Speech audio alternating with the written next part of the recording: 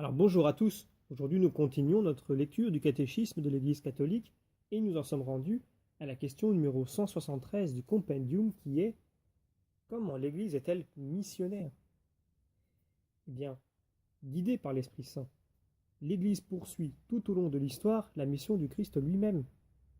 Les chrétiens doivent donc annoncer à tous la bonne nouvelle apportée par le Christ en suivant le même chemin que lui, en étant prêts également au sacrifice jusqu'au martyre.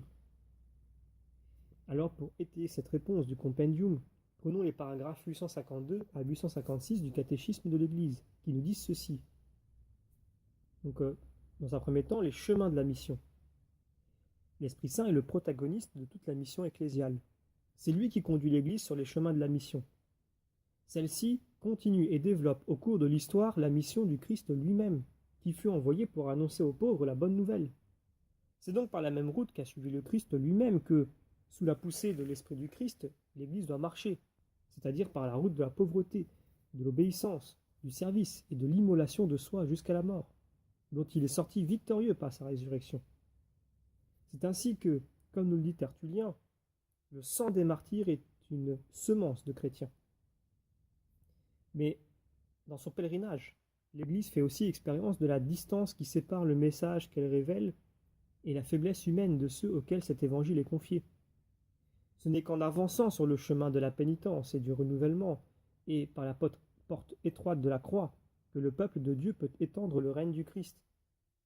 En effet, comme c'est dans la pauvreté et la persécution que le Christ a opéré la rédemption, l'Église, elle aussi, est appelée à entrer dans cette même voie pour communiquer aux hommes les fruits du salut. Par sa mission même, l'Église fait route avec toute l'humanité et partage le sort terrestre du monde. Elle est comme le ferment, et pour ainsi dire, l'âme de la société humaine appelée à être renouvelée dans le Christ et transformée en famille de Dieu. L'effort missionnaire exige donc la patience. Il commence par l'annonce de l'Évangile au peuple et aux groupes qui ne croient pas encore au Christ. Il se poursuit dans l'établissement de communautés chrétiennes qui soient des signes de la présence de Dieu dans le monde et de la fondation d'églises locales. Il engage au processus d'inculturation pour incarner l'Évangile dans les cultures des peuples. Il ne manquera pas de connaître aussi des échecs. En ce qui concerne les hommes, les groupes humains et les peuples, l'Église ne les atteint et ne les pénètre que progressivement et les assume ainsi dans la plénitude catholique. La mission de l'Église appelle l'effort vers l'unité des chrétiens.